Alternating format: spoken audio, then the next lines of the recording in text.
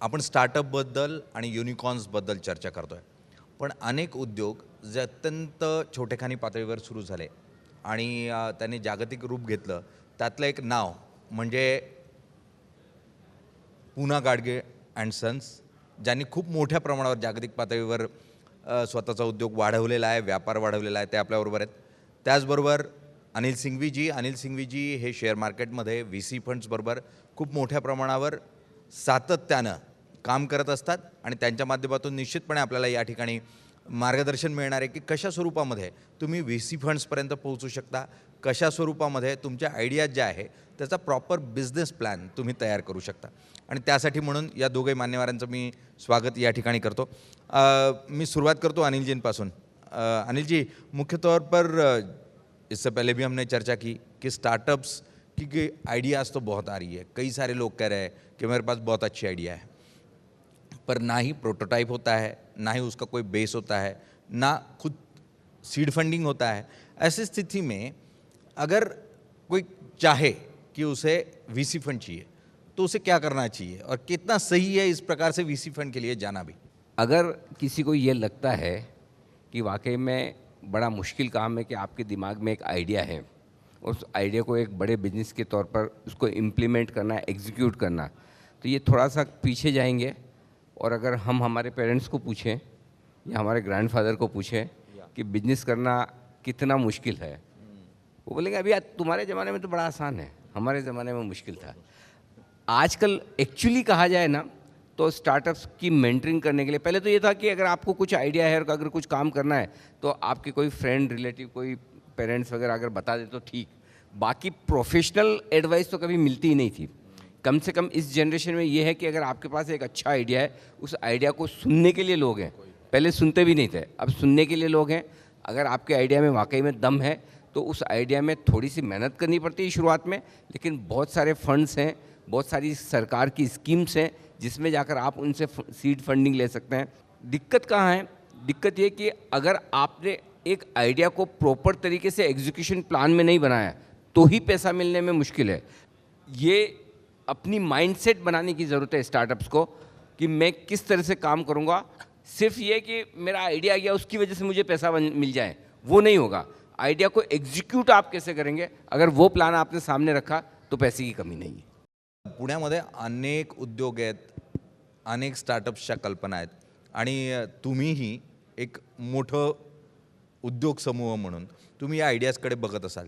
तुम्ही कशा स्वरूपात बघतात? कारण तुमचा सेटल बिझनेस आहे, पण आज डायव्हर्सिफिकेशन प्रत्येकाला हवी आहे. तुम्ही या सगळ्या स्टार्टअप्सकडे, या नव्या कल्पनांकडे कसं बघता? नाही, आत्ताचे जे स्टार्टअप्स आहेत त्यांना तर सॅल्यूट करायला लागेल. कारण की आज 200 वर्षाच्या जवळपास असलेली परंपरेचा आमचा उद्योग आहे. तो ज्या साईजचं व्हेंचर कॅपिटलचा विचार करत नाही, मार्केट कॅपिटलायझेशनचा विचार करत नाही, मार्केट कॅप आपण म्हणतो, त्या कितीतरी पलीकडे जाऊन 2 नाही तर 3 वर्षापूर्वी आलेला एखादा माणूस, त्याचे आत्ता मायलॅबचं जर आपण उदाहरण घेतलं तर ती लोकं पोचलेली असतात. तर आयडिया क्लिक होणं आणि त्यातून रेव्हेन्यू जनरेट होणं, या 2 गोष्टी जेव्हा सायमल्टेनियसली होणार आहेत तेव्हा तो स्टार्टअप सक्सेसफुल व्हायला दुसरा काही गरजच नाही आहे. आमच्याबद्दल जर विचार करायचा झाला ज्वेलरी सेक्टरबद्दल, तर स्टार्टअप कशात येऊ शकतो? तर डिझायनिंगमध्ये येऊ शकतो, कॉस्ट्युम ज्वेलरीमध्ये येऊ शकतो, कारण तिथे भांडवल कमी लागणार आहे.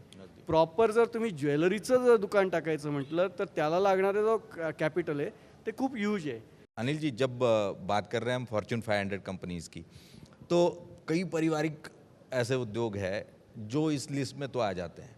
हम स्टार्टअप की बात तो कर रहे हैं, पर स्टार्टअप का सक्सेस रेशो कितना है? अब आप जो स्टार्टअप वाला सवाल पूछे वो अब हम इन्वेस्टर्स के एंगल से बात करते हैं कि स्टार्टअप तो चलिए मेरे पास आइडिया है, मैं ये बिज़नेस करना चाहता हूँ, आप पैसे लगाइए. हम जब इन्वेस्ट, और मैं खुद इन्वेस्ट करता हूँ स्टार्टअप्स में, तो मैं जब इन्वेस्ट करता हूँ तो मैं ये देखता हूँ कि स्टार्टअप के एंगल के लेवल पर सबसे पहले आपको ये देखना है कि जिस आदमी पर आप पैसा लगा रहे हैं उसमें कितना दम है. बिजनेस का दम बाद में आता है, क्योंकि वो बिजनेस करेगा नहीं करेगा, कितना सक्सेसफुल होगा, कितना स्केल अप करेगा, वो तो सेकेंडरी चीज़ है.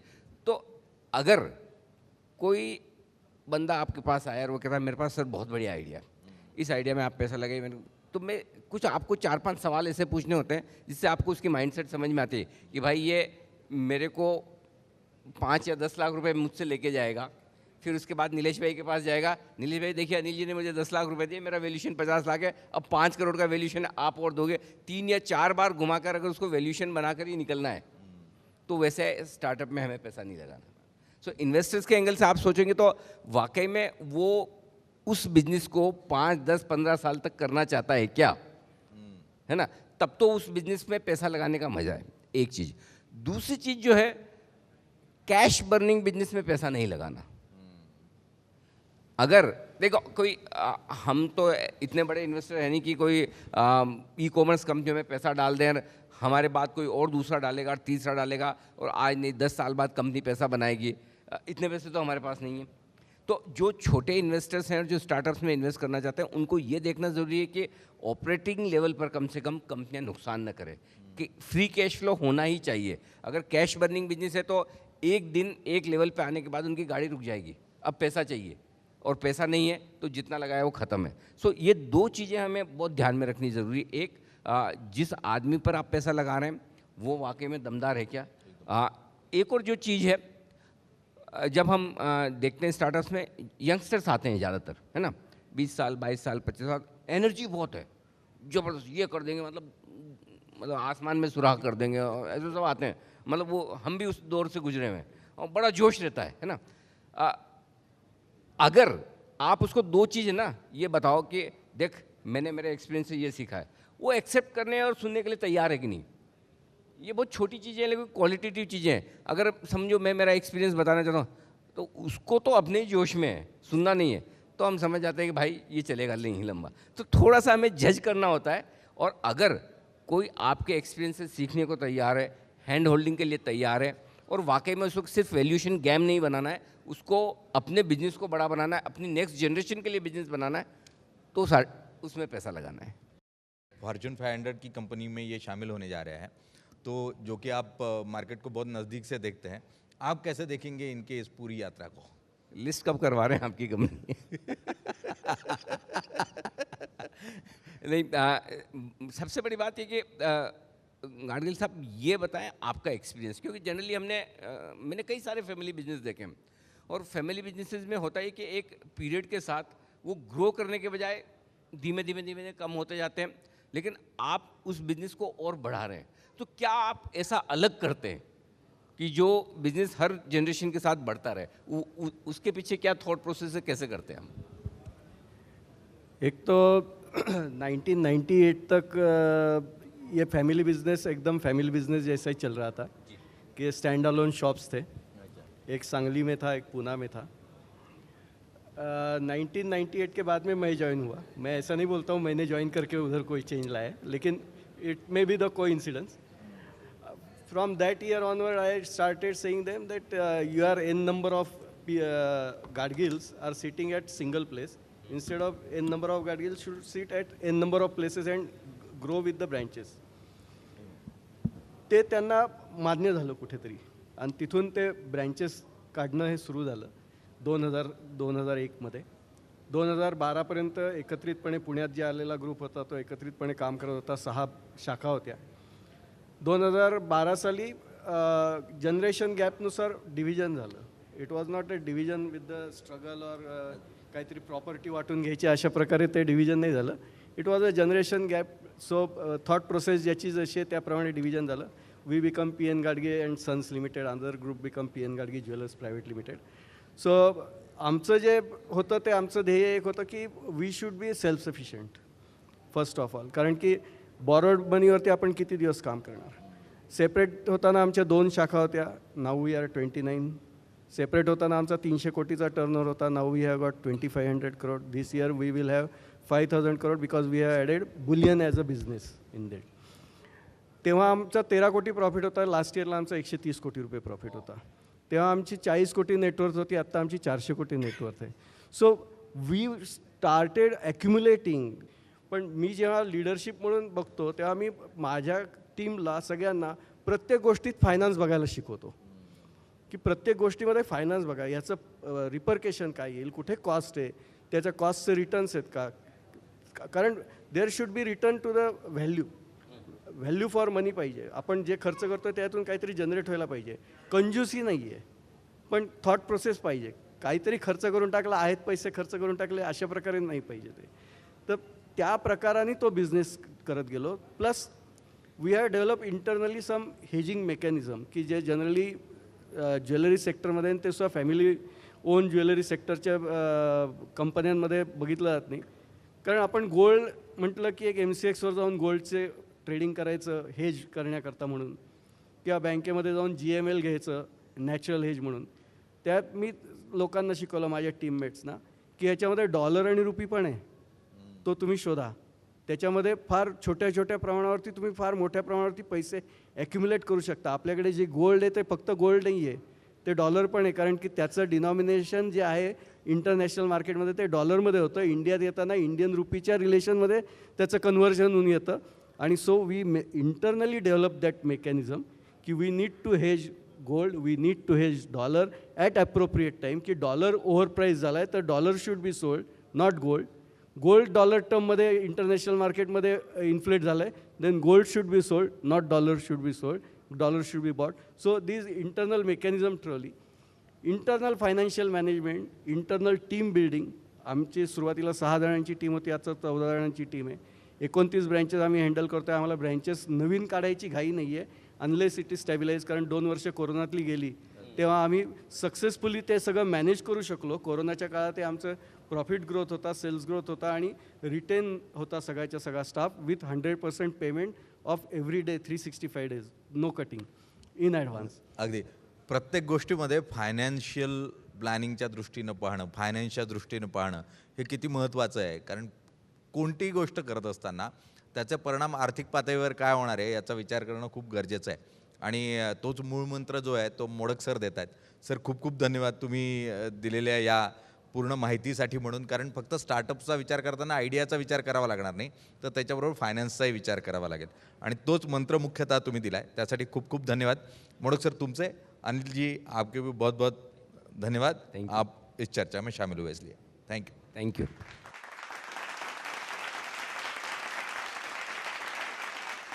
उद्योजकांची नगरी, उद्योगांची नगरी असं पुण्याला म्हणतात. मात्र पुणे शहराकडे ही दुनिया नेमकी कशी पाहतीये, हे जग नेमकं कसं पाहतंय हे आपण जाणून घेणार आहोत. आणि सध्या त्यासाठी आपल्याबरोबर जोडले गेलेले आहेत डॉक्टर अपूर्व रंजन शर्मा, को फाउंडर वेंचर कॅटलिस्ट अँड 9 युनिकॉर्नचे ते को फाउंडर आहेत. आपण लगेचच त्यांच्याबरोबर चर्चा करूया. आप पुणे को स्टार्टअप की दुनिया में कहाँ देखते हो सर? आने वाले समय में भारत में टियर 2, टियर 3 सिटीज़ का स्टार्टअप्स का इकोसिस्टम का बहुत महत्वपूर्ण स्थान होने वाला है. पुणे उसमें एक अग्रणी स्टार्टअप सेंटर बन के निकल रहा है. यहाँ के SaaS कंपनियाँ, डीप टेक कंपनियाँ काफ़ी अच्छी हैं. हम लोग उनको काफ़ी कंपनियों में हमने इन्वेस्ट किया है. पुणे में एक स्टार्टअप कल्चर, वहाँ पे बहुत सारे इंक्यूबेशन सेंटर्स हैं, काफ़ी एक्टिव एंजल इन्वेस्टर्स भी हैं जो हमारे साथ भी इन्वेस्ट करते हैं. नए स्टार्टअप को वेंचर कैपिटलिस्ट के पास जाने से पहले कुछ चीज़ों का ध्यान रखना होता है, तो वो कौन सी चीज़ें हैं? किसी भी स्टार्टअप्स को अगर वो जब किसी एंजल इन्वेस्टर या वेंचर कैपिटलिस्ट के पास जाता है तो उसके पहले उसको अपना कम्युनिकेशन, अपने बिजनेस का कम्युनिकेशन काफ़ी क्लियर कर लेना चाहिए.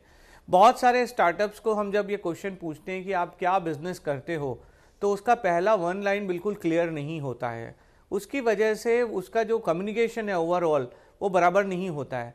तो इसलिए मैं उसको हमेशा ये सजेस्ट करता हूँ कि जब भी आप किसी इन्वेस्टर के पास पैसा लेने के लिए जाते हैं तो आप अपनी प्रिपरेशन पूरी करके जाएं. आपका जो मेन वैल्यू प्रपोजिशन है बिजनेस का वो बिल्कुल क्लियर होना चाहिए आपके दिमाग में. आपका डिफरेंशिएटर पूरा क्लियर होना चाहिए.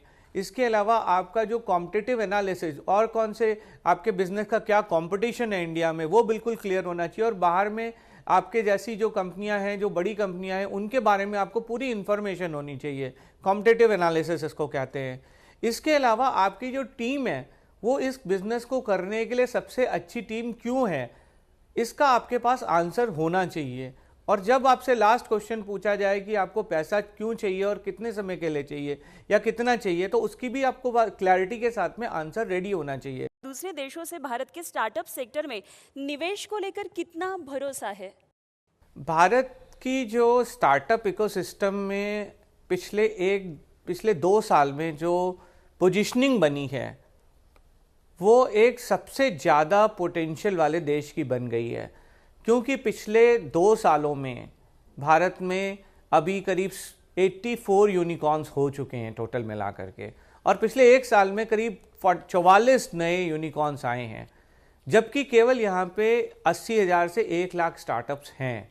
बाकी देशों में, जो कि आप अमेरिका को देखते होगे स्टार्टअप इकनॉमी है, वहाँ पे 10 से 15 लाख स्टार्टअप हैं। चाइना में 15 लाख स्टार्टअप्स हैं, उसके बीच में उनके पास में केवल 300 यूनिकॉर्न है, और यहाँ पे चाइना में 250 यूनिकॉर्न है। इसके अलावा आपकी जो बाहर का पैसा है, पिछले कुछ सालों में 5 लाख करोड़ रुपए इंडिया में इन्वेस्ट हुआ है। उसकी वजह यह है यहाँ की स्टार्टअप की गुणवत्ता और रिटर्न ऑन इन्व्हेस्टमेंट बहुत अच्छा दिया है। ठीक, खूप खूप धन्यवाद रंजन सर, आपण दिलेल्या सगळ्या सविस्तर माहितीसाठी आणि तुम्ही दिलेल्या या टिप्स निश्चितच सगळ्यांसाठी उपयोगी पडतील. मनापासून धन्यवाद.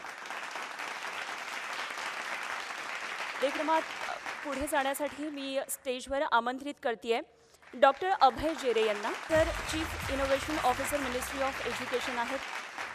हा जेव्हा स्टार्टअप प्रोग्राम चालू झाला आणि त्यावेळेस असं लक्षात आलं की जर तुम्हाला लॉंग टर्म ही सगळी इकोसिस्टम सस्टेन करायची असेल तर इन्फ्रास्ट्रक्चर क्रिएशन करणे हे एक आहेच, पण त्यापेक्षाही pipeline of ideas is going to be very very critical. जर आत्ता आपण बघितलं तर भारतामध्ये 450 पेक्षा जास्त इन्क्युबेटर्स आहेत, ज्याला स्टार्टअप इन्क्युबेटर्स, ॲक्सिलरेटर्स असं म्हणलं जातं. पण तुम्ही जर त्याचं क्रिटिकल अनालिसिस केलं तर we can safely say that more than 85% or 80% of these incubators are running at 20%, 30%, 40% capacity. ह्याचा अर्थ काय की आपण इन्फ्रास्ट्रक्चर बनवलंय, but where is pipeline of ideas.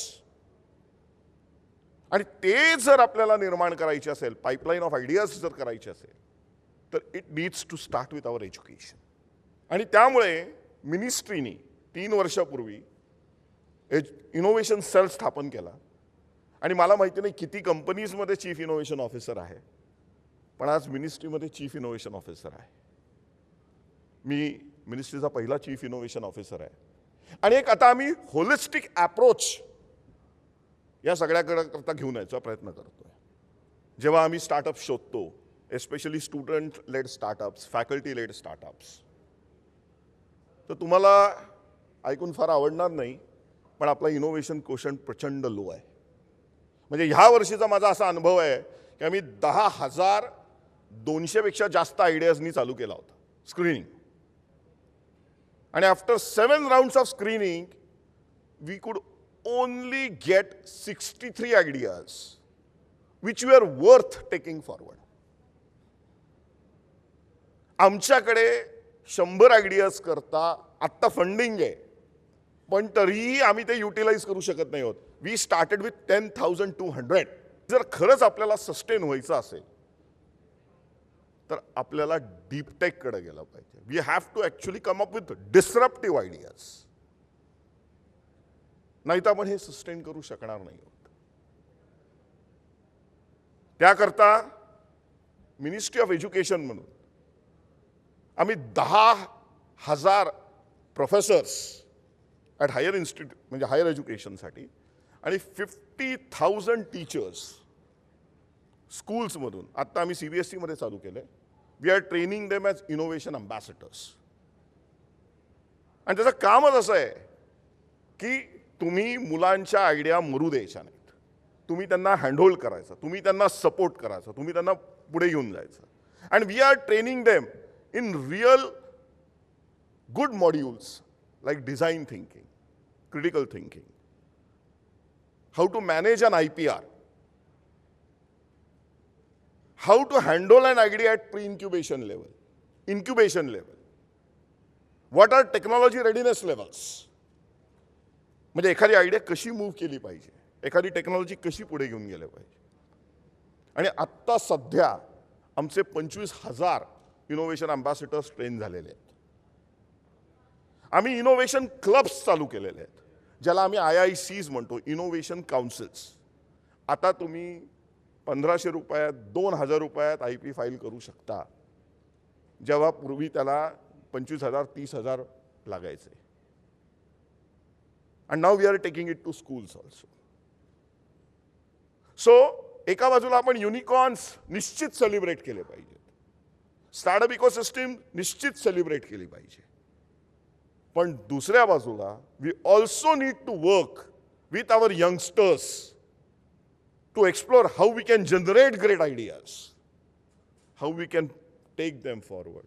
Then only हा जो राईज प्रोग्राम आहे, it will get converted in to a sustainable rise. Otherwise, it will be a blip again.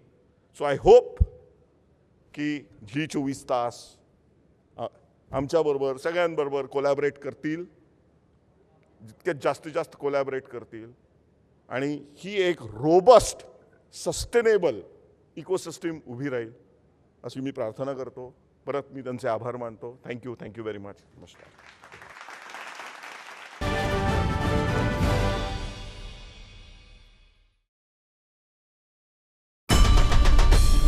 आई भवानीचा गजर म्हणजे झी 24 तास.